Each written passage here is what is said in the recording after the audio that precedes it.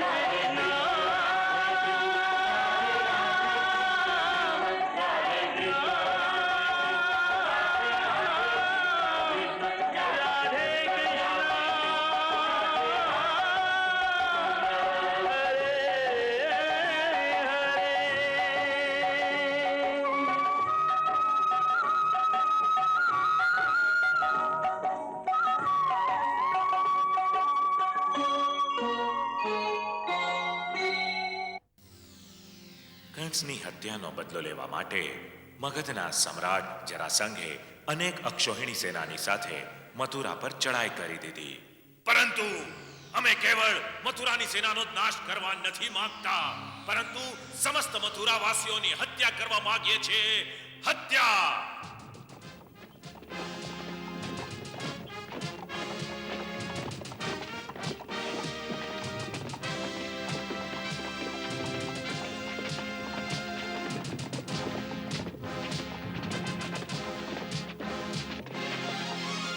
આ સમાચાર જ્યારે મથુરા પહોંચ્યા તો બધા ગભરાઈ ગયા.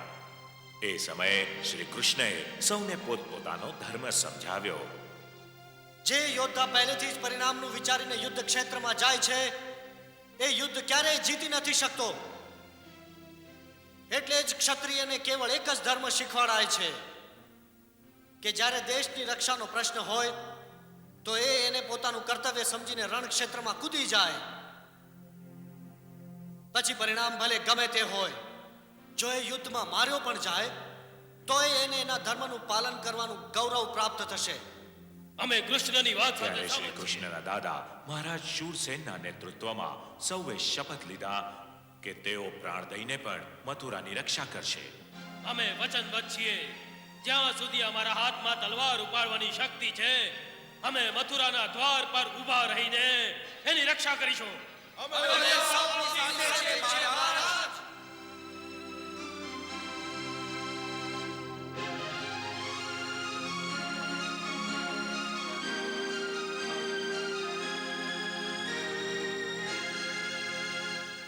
ત્યાં એ પણ નિર્ણય લેવાયો કે સંકટની ઘડીમાં ધૃતરાષ્ટ્ર પાસે સૈનિક સહાય માંગી જોવી. તો પણ યદિ આજ્ઞા હોય તો એક વધુ પ્રાર્થના કરું મહારાજ. અવશ્ય. ઇન્દ્રપ્રસ્થમાં આપની પુત્રી અને કુમાર વસુદેવની મોટી બહેન મહારાણી કુંતી પણ રહે છે. મને વિશ્વાસ છે કે જો આપણે એમને સહાયતા માટે પ્રાર્થના કરીશું તો આ સંકટમાં અવશ્ય તેઓ આપણી મદદ કરશે. એ માટે સેનાપતિ અક્રૂરને મોકલવામાં આવ્યા. અક્રૂરજી, જી મહારાજ. આપ આ જ સમયે હસ્તિનાપુર માટે પ્રસ્થાન કરો અને શીઘ્ર પાછા ફરી એમના નિર્ણયથી અમને અવગત કરાવો. જેવી આપની આજ્ઞા મહારાજ.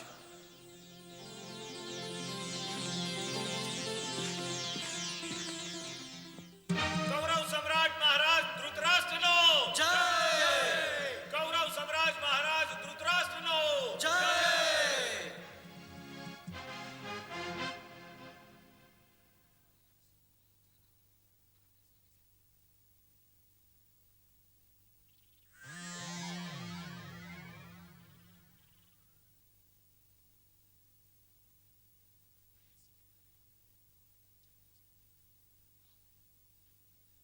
મહારાજ, મથુરા નરેશ મહારાજ ઉગ્રસેન તરફથી એક વિશેષ સંદેશ લઈને એમના રાજદૂત આપની સેવામાં ઉપસ્થિત થયા છે. કૌરવ દરબારમાં પહેલા તો શકુનીએ એ પ્રયાસ કર્યો કે અક્રૂરને ધૃતરાષ્ટ્ર સાથે મળવા ન દેવાય. ક્ષમા કરો મહારાજ.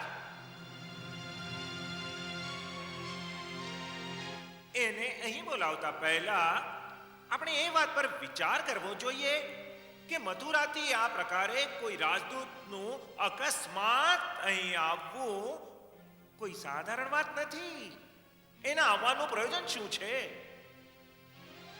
મહામંત્રી વિદુર, આપે મહારાજને એ વાતથી અવગત નથી કર્યા કે એ જે આવ્યો છે એ છે કોણ? કોણ છે? ભીષ્મ પિતામહે કહ્યું, ક્ષમા કરો મહારાજ. આ પ્રકારે દરેક વાતમાં કુમાર શકુનીની હામાં હા મેળવીને આ બહુ જ અનુચિત કરી રહ્યા છો. અરે, રાજ્યસભાઓની પોતાની એક મર્યાદા હોય છે.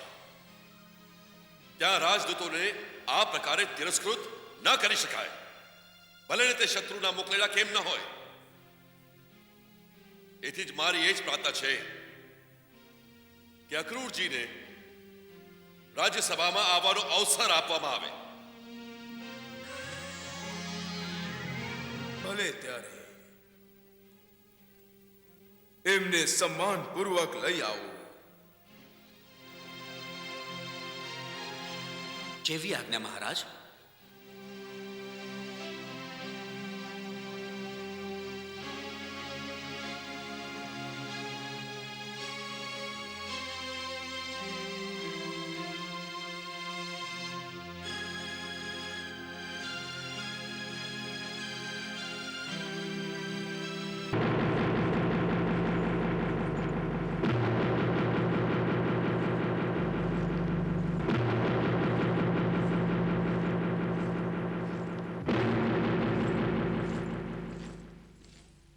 હું કૌરવપતિ મહારાજ ધૃતરાષ્ટ્ર પરમ પૂજ્ય ભીષ્મ પિતામહ,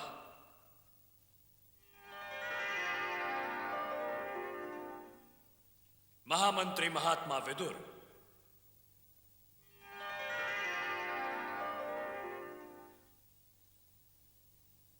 ધનુર સમ્રાટ ગુરુ દ્રોણાચાર્ય,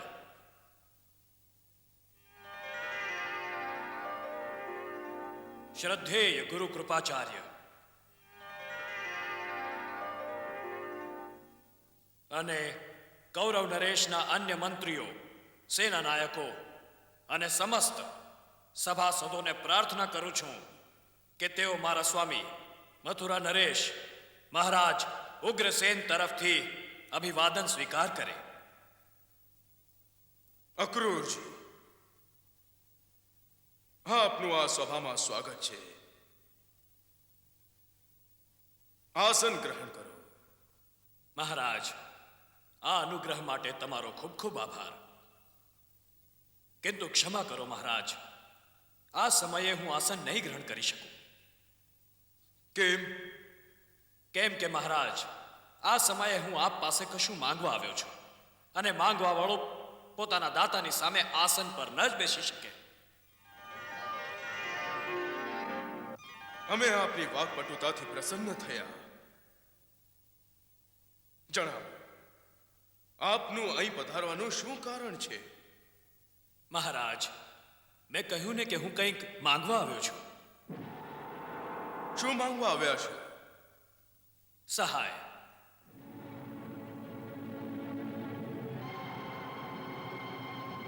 મારા મહારાજ ઉગ્રસેને મને આપની પાસે સહાય માંગવા મોકલ્યો છે.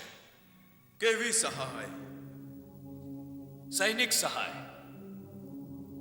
સૈનિક સહાય? અમે કઈ સમજ્યા નહીં. મહારાજ, આ સમયે મથુરા પર એક ભીષણ સંકટ ઝળુંબી રહ્યું છે. મગધ નરેશ જરાસંધ એક વિશાળ સેના સાથે મથુરા તરફ આવી રહ્યો છે. એ મથુરાનો વિનાશ કરવા માંગે છે. એણે પ્રતિજ્ઞા કરી છે કે મથુરામાં વૃદ્ધ, બાળક, સ્ત્રી, પુરુષ કોઈ જ પ્રાણીને એ જીવિત નહીં રહેવા દે.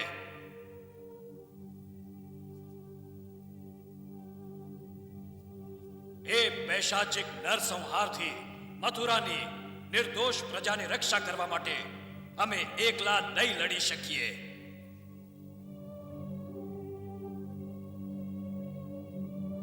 એટલે મહારાજ ઉગ્રસેને મને આપની સેવામાં એ પ્રાર્થના કરવા માટે મોકલ્યો છે કે આ ધર્મ યુદ્ધમાં આપ અમારી સહાય કરો. કેમ કે સંકટગ્રસ્ત પાડોશી રાજ્યની રક્ષા કરવી પરમ ધર્મ મનાય છે.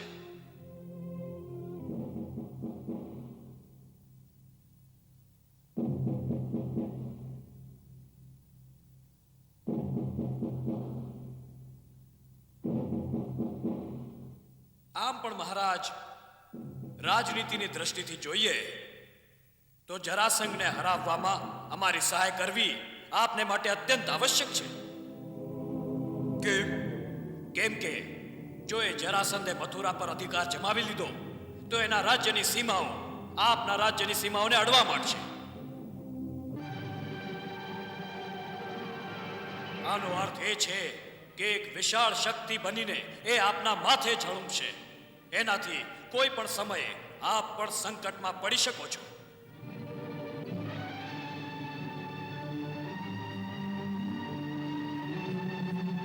એટલે જ રાજનીતિ કહે છે કે શક્તિશાળી શત્રુને પોતાના રાજ્યની સીમાથી ખૂબ દૂર રાખવો જોઈએ.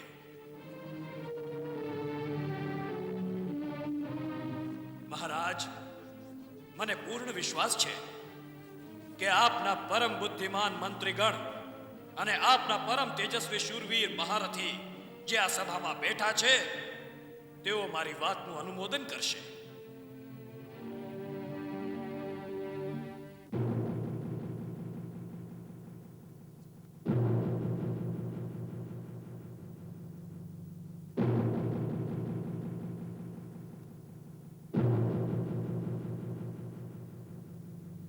સેનાપતિ અક્રૂર, અમે આપની વાણીથી પ્રભાવિત થયા અને પરિસ્થિતિની ગંભીરતાને પણ અમે સમજી ગયા છીએ. આ વિષયમાં સૌથી પહેલા અમે તાજશ્રીનો મત જાણવા માંગીએ છીએ.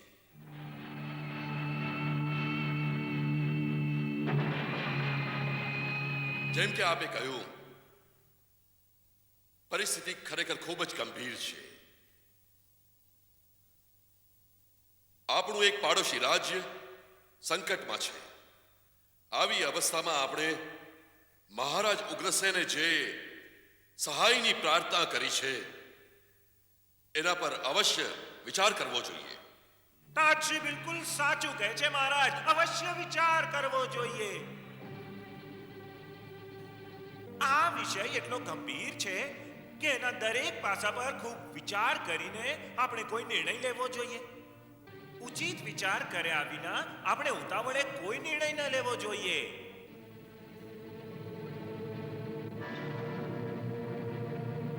સેનાપતિ અક્રૂરે તો કેવળ એક જ ધર્મ સમજાવવાનો પ્રયત્ન કર્યો છે, પાડોશી રાજ્યનો ધર્મ.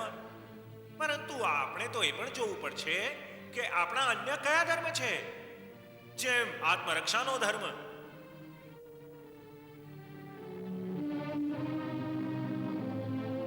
શાસ્ત્ર કહે છે કે મનુષ્યનો સૌથી પહેલો ધર્મ છે આત્મરક્ષા. આપણે એ પાસાઓ પણ વિચારવા જોઈએ કે જેણે આપણું કંઈ જ નથી બગાડ્યું એવા મહાન શક્તિશાળી જરાસંઘ સાથે વિના કોઈ કારણ કોઈ બીજા માટે શત્રુતા વહોરી લેવી જોઈએ કે નહીં?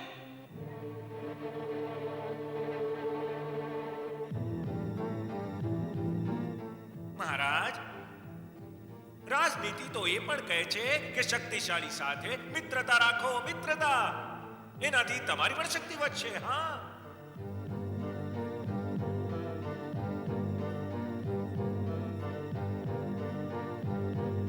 મારી તો એક જ પ્રાર્થના છે મહારાજ, આ વિષય પર વિચાર કરવામાં કોઈ ઉતાવળ નહીં કરવી જોઈએ.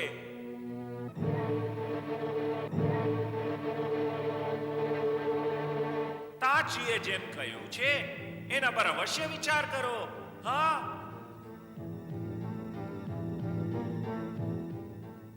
પરંતુ દરેક પાસા પર ચિંતન મનન કરીને, અને એને માટે આપને સમય જોઈએ મહારાજ, સમય. હા,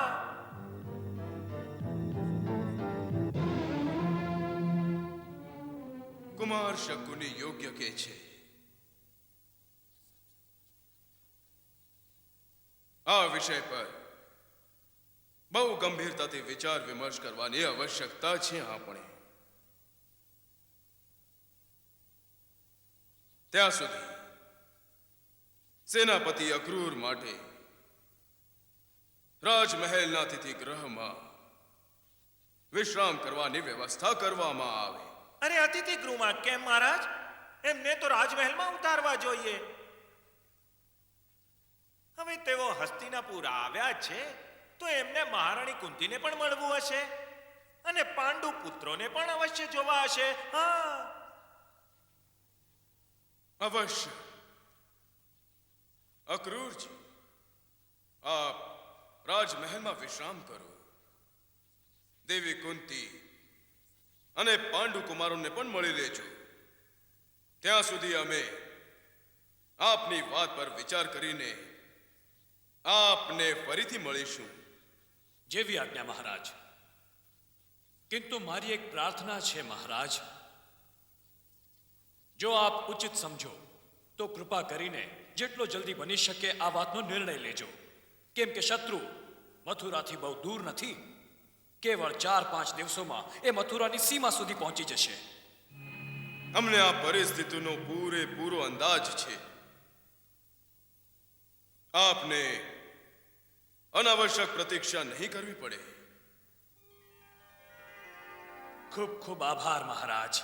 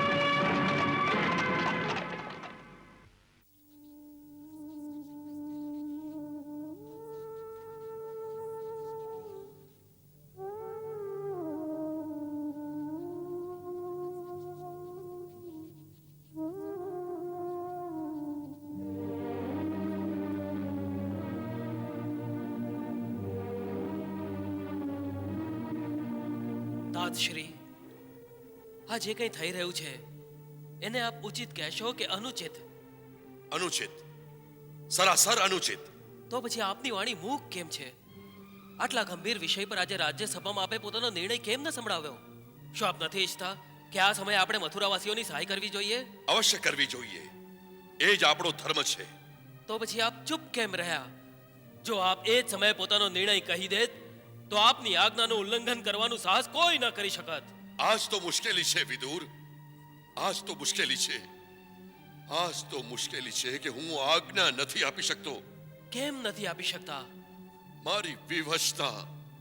આ કેવી વિવશતા છે ગંગાપુત્ર? શું આપ જેવા વીર ધીર મહાપુરુષ મહારાજ ધૃતરાષ્ટ્રને ધર્મપથ પર ચાલવાની આજ્ઞા નથી આપી શકતા? આ કુળના સર્વશ્રેષ્ઠ પુરુષ હોવાને નાતે આપનો એ અધિકાર છે. પરંતુ હું એ અધિકાર ખોઈ ચૂક્યો છું. અને એ જ મારી વિવશતા છે વિદુર, એ જ મારી વિવશતા છે. મારી વિવશતા છે માતા સત્યવતીને આપેલું પેલું વચન, જે મેં એ જ સમયે આપ્યું હતું જ્યારે એમણે કહ્યું હતું કે એની શી ખાતરી કે તારા જેવો પરાક્રમી વીર મારા નિર્બળ સંતાનોને મારી એનું સિંહાસન જૂટવી ન લે. ત્યારે મેં વચન આપ્યું હતું કે એમના સંતાનોમાંથી જે કોઈ પણ હસ્તિનાપુરના સિંહાસન પર બેસશે, હું આજીવન એની સેવા જ કરીશ, એના સિંહાસનની રક્ષા કરીશ અને એની દરેક આજ્ઞાનું પાલન પણ કરીશ. ભલે એ આજ્ઞા ધર્મની વિરુદ્ધ કેમ ન હોય, કોના ધર્મની વિરુદ્ધ? કોના ધર્મની વિરુદ્ધ? વિદુર, તમે ધર્મની પરિભાષા સારી રીતે જાણો છો. તમે જાણો છો કે ધર્મની પરિભાષા સામૂહિક નથી હોતી. ધર્મ સદા વ્યક્તિગત હોય છે. અર્થાત દરેક મનુષ્યનો પોતાનો ધર્મ હોય છે. એટલે જ દરેક મનુષ્યએ જીવનમાં એકવાર પોતાનો ધર્મ અવશ્ય નિશ્ચિત કરવો પડે છે અને પછી જીવનભર એ જ ધર્મનું દ્રઢતાથી પાલન કરવું એનું કર્તવ્ય થઈ જાય છે. આ સમયે એ જ પરિસ્થિતિ મારી છે. એ જ પરિસ્થિતિ મારી છે વિદુર. મેં વચન આપી દીધું છે કે હું હસ્તિનાપુરના સિંહાસનની દરેક આજ્ઞાનું પાલન કરીશ.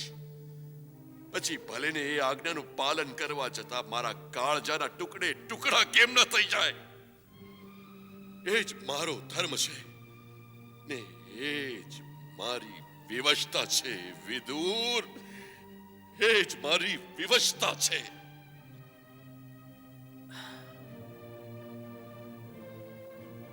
ઠીક છે, આપ આજ્ઞા નથી આપી શકતા, પરંતુ સલાહ તો આપી શકો છો.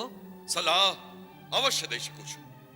સલાહ દેવાનો પ્રયત્ન મેં અવશ્ય કરી જોયો હતો, પરંતુ શકુનીએ મારી વાત તોડી મરોડી ચર્ચાની દિશા જ બદલી નાખી અને ધૃતરાષ્ટ્રના બંને કાન તો કેવળ પેલા શકુનીના અવાજને જ સાંભળે છે ને, બીજા કોઈનો અવાજ એના કાન સુધી પહોંચતો જ નથી.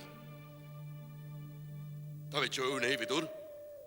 તમે જોયું નહીં શકુનીએ કેવી રીતે મારી વાતને તોડી મરોડીને એનો અર્થ જ બદલી નાખ્યો હતો? પરંતુ તમે તો એના મહામંત્રી છો ને, એ અધિકાર તો તમે એમને હજી એ રાજનીતિ અનુસાર ઉચિત પરામર્શ આપી શકો છો. હું મહામંત્રી તો છું, પરંતુ આપ જાણો છો કે મારી ત્યાં શી પરિસ્થિતિ છે. એક, હું એમનો નાનો ભાઈ છું, અને બીજું એ કે હું એક દાસી પુત્ર છું. એટલે એમની દ્રષ્ટિમાં મારી કોઈ વાતનું કશું મહત્વ નથી હોતું. મહત્વને ભૂલી જાઓ, પોતાના કર્તવ્યને નહીં ભૂલતા. જ્યાં સુધી મહામંત્રીના પદ પર બેઠા છો, તમારું કર્તવ્ય છે કે રાજાને રાજનીતિનો એ માર્ગ બતાવો જે ધર્મના પ્રકાશથી આલોકિત હો. એને અધર્મના અંધારામાં જતા રોકી લો વિદુર. અધર્મના અંધારામાં જતા રોકો. તાત, જે રાજનીતિને શકુની જેવા રાહુનું ગ્રહણ લાગ્યું હોય, ત્યાં પ્રકાશ ક્યાંથી હોવાનો? ત્યાં તો અંધકાર જ અંધકાર હોય. કૌરવ વંશમાં જે રાજનીતિ નહીં, પુત્ર નીતિનું જોર છે, અને મને ભય છે કે એક દિવસ આ પુત્ર નીતિ જ આ વંશનું દુર્ભાગ્ય સિદ્ધ થશે.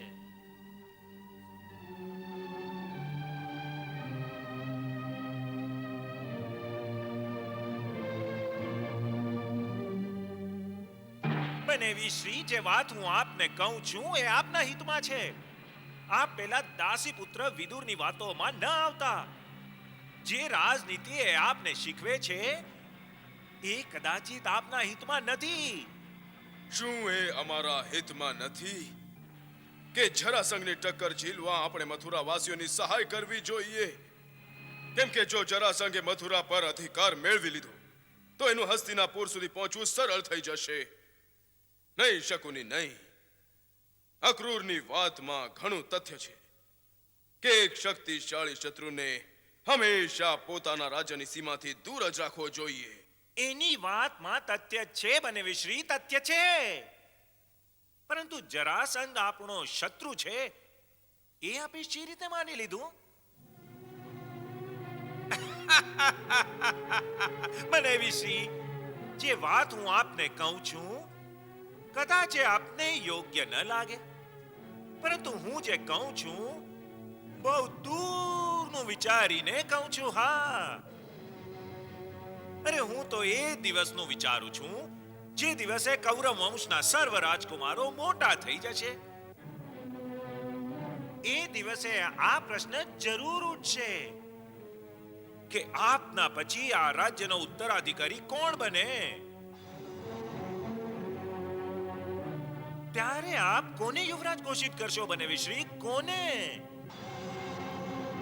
કોને યુવરાજ ઘોષિત કરશો? આપના પુત્ર દુર્યોધનને કે પાંડુ પુત્ર યુધિષ્ઠિરને? એ સમયે મથુરાના સર્વ યાદવ એમની કુંતીના પુત્રોના અધિકાર માંગવા માટે આપની સામે ઊભા થઈ જશે. એટલે જ કહું છું બનેવીસિંહ કે જરાસંઘને હાથે મથુરાની શક્તિનો નાશ થાય છે તો થઈ જવા દો, એ આપણા હિતમાં છે. નહીં રહેશે વાંસ અને નહીં વાગશે વાંસળી. પછી જોઈશું કે કુંતી કોના બળને આધારે આપ પાસે એના પુત્રોના અધિકાર માંગે છે. હા, પ્રજાના બળને આધારે? પ્રજા જાણે જ છે કે યુધિષ્ઠિર દુર્યોધનથી મોટો છે. આજ તો દુર્ભાગ્ય છે ગાંધારી, દુર્ભાગ્ય છે. દુર્ભાગ્ય તો છે. મેં પણ ઘણું ઈચ્છ્યું હતું કે જો નેત્રહીન હોવાને કારણે મારા પતિને આ રાજ્ય ન મળે તો કમસે કમ નવી પેઢીના જ્યેષ્ઠ રાજકુમાર મારી કોખથી જન્મે, જેથી મોટા હોવાને લીધે આ રાજ્ય પર એનો અધિકાર માનવો પડે.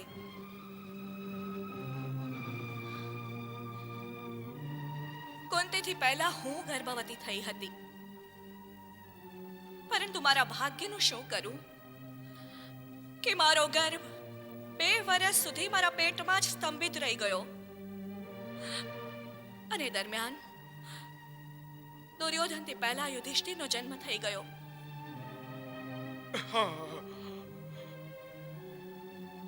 સાચે જ આ કેટલું મોટું દુર્ભાગ્ય છે. તો જ્યારે ભાગ્યમાં જ નથી લખાયું તો એને ચૂપચાપ સહી લેવું જોઈએ. એટલે જ કહું છું ભાઈ કે દુર્ભાગ્ય સામે લડવા માટે આમને અધર્મનો માર્ગ ન બતાવો. અરે આ ધર્મ અધર્મની વ્યાખ્યા તું ક્યારથી કરવા લાગી ગાંધારી? તું ક્યારથી કરવા લાગી? દુર્ભાગ્યને ચૂપચાપ સહેવું કાયરોનો ધર્મ છે.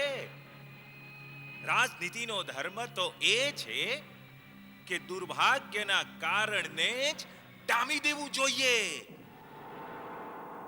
અર્થાત આવશ્યકતા પડે તો પાંડુ પુત્રોને જ નષ્ટ કરી દેવાશે. નહીં, ના મહારાજ, નહીં. આ અધર્મ છે, આ અન્યાય છે, આ પાપ છે મહારાજ. મારા અંતરમાં પણ એ વાતનું દુઃખ છે કે મારો પુત્ર રાજા નથી બની શકતો.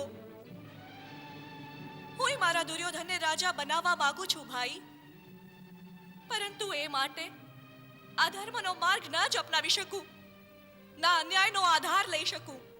અરે કેવો અધર્મ, કેવો અન્યાય, કેવું પાપ! મહારાજ, આપ મારી વાતનો ઉત્તર આપો કે રાજાનો જ્યેષ્ઠ પુત્ર જ રાજ્યનો ઉત્તરાધિકારી હોય છે કે નહીં? અવશ્ય. તો આ સમયે હસ્તિનાપુરના રાજા કોણ છે? અમે છીએ. પરંતુ આ રાજ્ય આપની પાસે થાપણ રૂપે છે. અરે થાપણ ત્યાં સુધી હતું જ્યાં સુધી પાંડુ જીવતા હતા. મહારાજ, એમના મૃત્યુ પશ્ચાત આ સમયે આપ પૂર્ણ રૂપે રાજા છો કે નહીં? હા, છું. તો બસ મહારાજ, બસ. આ સમયે જે રાજા એનો જ પુત્ર રાજ્યનો અધિકારી. શકુની, તમારી યુક્તિ અને બુદ્ધિ બંને પ્રશંસનીય છે. વાહ વાહ! જો તમે અહીં રહેશો તો મારો પુત્ર દુર્યોધન અવશ્ય અહીંનો યુવરાજ બનશે. અવશ્ય રહીશ મહારાજ, અવશ્ય રહીશ. હું આપને વચન આપું છું કે જ્યાં સુધી મારા પ્રિય ભાણેજ દુર્યોધનનો રસ્તો સાફ ન કરી દઉં, હું મારા રાજ્ય ગાંધાર પાછો નથી જવાનો. પરંતુ પ્રજા ન માની તો તો એ રાજનીતિનો ધર્મ કે કાંટો જ કાઢી નાખો, કાંટો જ કાઢી નાખો.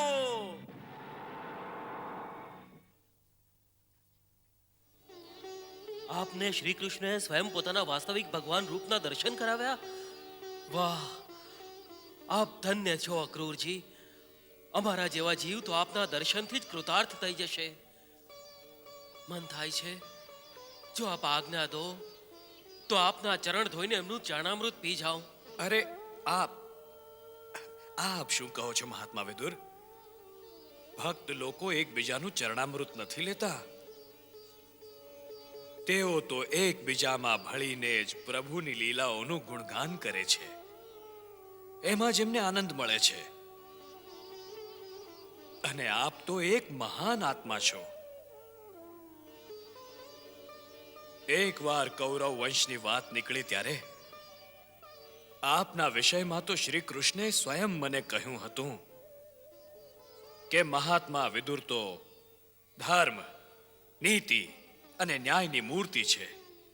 એટલે જ આપને આના અધિકારી સમજીને મેં મારા એ દિવ્ય અનુભવનો વૃતાંત સંભળાવ્યો છે. આપે મોટી કૃપા કરી અક્રૂરજી. બસ હવે મારી એક જ પ્રાર્થના એમના સુધી પહોંચાડજો કે પોતાના આ દીન ભક્તને કદી વિસરી ન જાય. કર્તવ્યના જે કાંટા ભરેલા માર્ગ પર આજે હું ચાલી રહ્યો છું એમાં એ સદૈવ મારું માર્ગદર્શન કરતા રહે. બસ હવે તો હું એમની જ શરણમાં છું. જે એમની શરણમાં ચાલી જાય છે વિદુરજી, તેઓ તેનો હાથ કદી નથી છોડતા. એમણે તો મને એમ પણ કહ્યું હતું કે મૃત્યુલોક છોડતા પહેલા જ આપને બ્રહ્મ જ્ઞાનની પણ પ્રાપ્તિ થશે.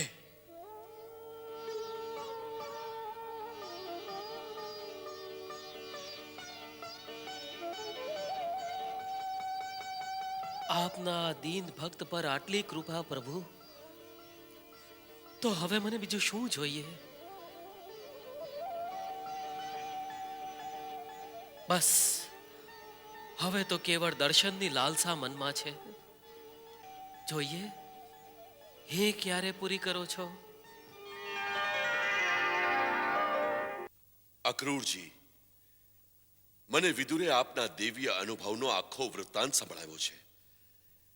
જેને સ્વયં ભગવાનના સાક્ષાત દર્શન થયા હો, હે જીવના દર્શન તો સદભાગ્યે જ પ્રાપ્ત થાય છે. પરંતુ આપ તો સ્વયં એક દેવ પુરુષ છો તાત. મેં તો ઘણીવાર ભગવાન શ્રી કૃષ્ણના મુખારવિંદથી આપની પ્રશંસા સાંભળી છે. તેઓ આપનો બહુ જ આદર કરે છે તાત. આદર નહીં અક્રૂરજી, આદર તો એનો કરવાનો હોય કે જેમાં કોઈ ગુણ હોય. મારા જેવા નિર્ગુણ પર એમનો આ સ્નેહ એક જ વાત સિદ્ધ કરે છે કે તેઓ અકારણ જ દયાળુ છે. કોઈના ગુણ અવગુણ જોઈને કૃપા નથી કરતા. આ વિનય આપને જ શોભા દે છે તાત. અન્યથા આપની મહાનતાને સંસારમાં કોણ નથી જાણતું. આજે આપના મનમાં ભગવાન શ્રી કૃષ્ણ પ્રતિ અગાધ ભક્તિ છે, એ જ આપનો સૌથી મોટો ગુણ છે તાત. પરંતુ આ ભક્તિ કઈ મારા પરાક્રમથી નથી પામ્યો અક્રૂરજી. એ તો મારી પરમ પૂજનીય માતાનું વરદાન છે. વાસ્તવમાં હું શ્રી કૃષ્ણના ભગવત સ્વરૂપને ઓળખતો જ નહોતો. એ તો મારી માતાએ મને એમના વાસ્તવિક સ્વરૂપનું જ્ઞાન કરાવ્યું, ત્યારે મને જાણ થઈ કે શ્રી કૃષ્ણ કોણ છે. આપની માતા? હા, મારી માતા. વાસ્તવમાં અન્યાય, અધર્મ અને કુટિલતાના જે વાતાવરણમાં હું અત્યારે જીવી રહ્યો છું, એમાં ક્યારેક ક્યારેક ખૂબ ગુંગળામણ થવા લાગે છે. ત્યારે હું સાંત્વના પામવા માટે મારી માં ગંગાના શ્રી ચરણોમાં જઈને ચૂપચાપ બેસી જાઉં છું. આવા જ એક અવસર પર હું દુખી મને બેસીને કંઈક વિચારતો હતો.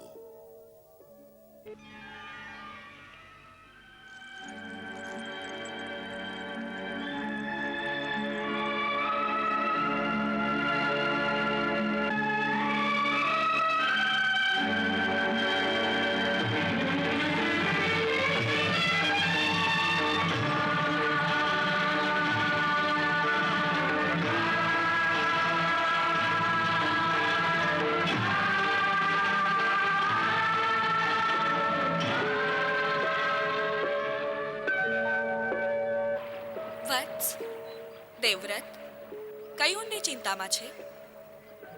માતે, ધર્મનો માર્ગ સ્પષ્ટ દેખાઈ નથી રહ્યો. શું કરું, કોનો સાથ દઉં, એ જ ધર્મ સંકટમાં છું. વત્સ, પોતાના ધર્મનો માર્ગ તો તે સ્વયં નિશ્ચિત કરી લીધો છે.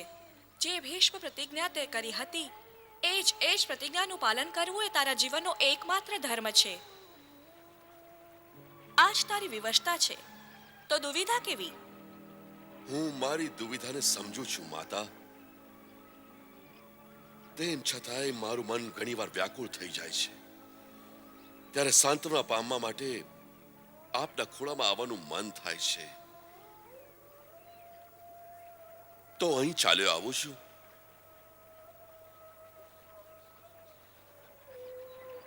સારું કરે છે. પોતાના બાળક માટે માતાનો ખોળો સદા મોકળો જ હોય છે. એક વાત પૂછવા માંગુ છું માતા. શું? આપ જેવી પુણ્ય સલીલા માતાના ગર્ભથી જન્મ લેવા છતાં પણ મારે આવા પાપ ભર્યા વાતાવરણમાં કેમ જીવવું પડે છે? મારું આવું ભાગ્ય કેમ? દેવવ્રત, ભાગ્ય પ્રાણીના પોતાના કર્મોથી જ બને છે. તું તારા પૂર્વજન્મને ભૂલી ગયો છે. જ્યારે તું એક મહાન વસુ હતો, એ જન્મમાં તે તારા અહંકારવશ એક મહાન મહર્ષિનું અપમાન કર્યું હતું. એ જ અપમાનને કારણે એમણે તને આ મૃત્યુલોકમાં જન્મ લેવાનો શ્રાપ આપ્યો. એ જ શ્રાપને કારણે તારો આ જન્મ થયો છે. પરંતુ એ શ્રાપમાં પણ વરદાન છુપાયેલું છે, જે તું નથી જાણતો. કયું વરદાન માતા? આ સમયે જ્યારે તું મૃત્યુલોકમાં જીવે છે, એ જ સમયે ભગવાન શ્રી કૃષ્ણ સ્વયં આ ધરતી પર બિરાજમાન થઈને નરલીલા કરે છે. દેવતા, ગંધર્વ, ઋષિ મુનિ હજારો જન્મોની તપસ્યા પશ્ચાત પણ જેમનું સ્વરૂપ નથી જાણી શકતા, તને એનો સાક્ષાત્કાર આ જ જન્મમાં થશે. આનાથી મોટું સૌભાગ્ય બીજું શું હોઈ શકે છે? પોતાના કર્તવ્યવશ તારે એમના વિરોધી દળમાં ઊભા રહીને એમની સાથે યુદ્ધ પણ કરવું પડશે. પરંતુ એ માટે પણ તેઓ તારી કર્તવ્ય પરાયણતાનો આદર કરશે. તેઓ ભક્તવત્સલ છે. એમના શરણમાં જા વત્સ, તે તને પોતાની ભક્તિ પ્રદાન કરશે. તને એક વધુ મૂળ મંત્ર સમજાવું છું. તને તારા પિતાશ્રીએ ઈચ્છા મૃત્યુનું વરદાન દીધું છે. અર્થાત તું જ્યારે ઈચ્છશે અને જ્યાં ઈચ્છશે તારું મૃત્યુ થશે. એટલે હું તને પરમ કલ્યાણનો માર્ગ બતાવું છું. એને ધ્યાનથી સાંભળ. કહો ને માતા. પહેલી વાત એ કે તું શ્રી કૃષ્ણના ચરણોમાં પોતાના મનને મૂકી દે. એમના શરણમાં ચાલ્યો જા. એ તારું માર્ગદર્શન પણ કરશે અને તને પોતાની ભક્તિ પ્રદાન કરશે. જી. અને બીજી ગૂઢ વાત એ છે કે અંતમાં જ્યારે તું આ શરીર છોડવાનો નિર્ણય કરે, તો તું શરીરને ત્યારે જ ત્યાગજે જ્યારે ભગવાન શ્રી કૃષ્ણ તારી સન્મુખ ઊભા હોય. બસ આમ કરતા જ તત્કાળ તને મોક્ષની પ્રાપ્તિ થશે.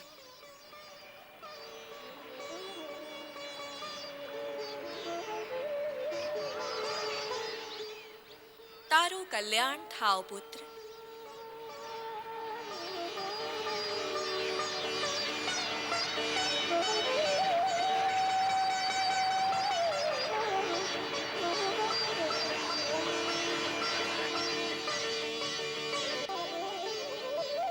ત્યારથી જેવી મનમાં કોઈ દુવિધા ઉત્પન્ન થાય ત્યારે હું પૂજામાં બેસીને શ્રી કૃષ્ણનું ચિંતન કરું છું.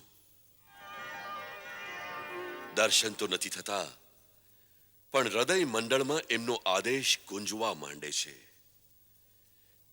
તેઓ સદા એક જ વાત કહે છે કે નિષ્કામ ભાવથી પોતાનું કર્તવ્ય કરતા રહો.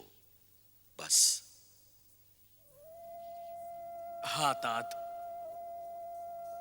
આ જ આદેશ છે એમનો આપણા સૌને માટે. મેં જોયું છે તેઓ કદી નથી ઈચ્છતા કે આપણે એમના આશરે બેસીને અકર્મણ્ય થઈએ.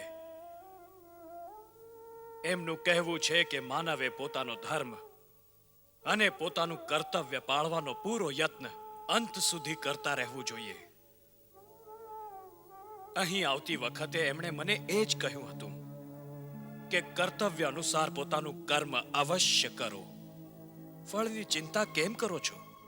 હા, તેઓ જાણતા હશે કે આપનું અહીં આવવું સફળ નહીં થાય. અવશ્ય જાણતા હશે, અવશ્ય. એમની વાતોમાં એ અણસાર હતો જ કે હસ્તિનાપુરથી કોઈ સહાય નથી મળવાની. તે છતાં જોઈએ સાંજે મહારાજ શો ઉત્તર આપે છે. એ જે ઉત્તર આપશે એ હું જાણું છું અક્રૂરજી, એ હું જાણું છું.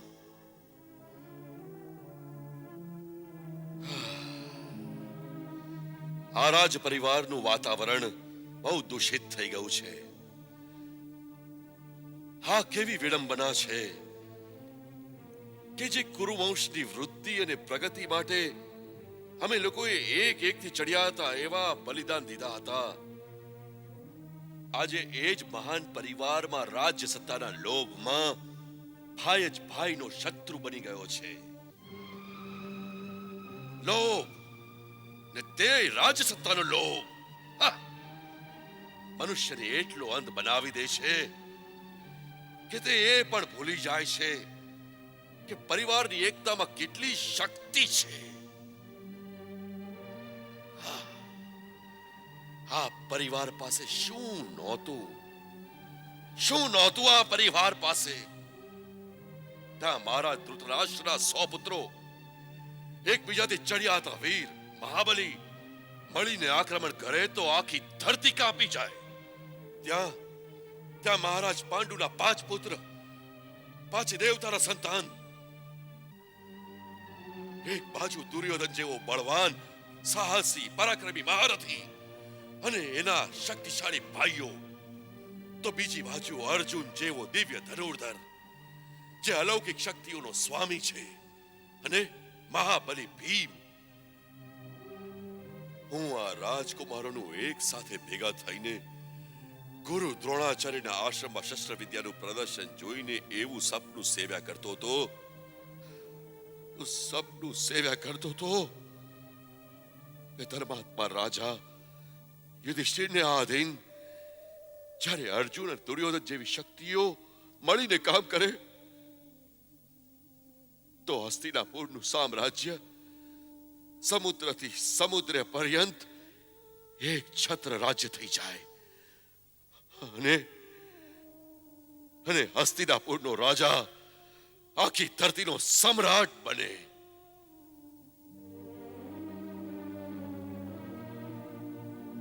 Krishna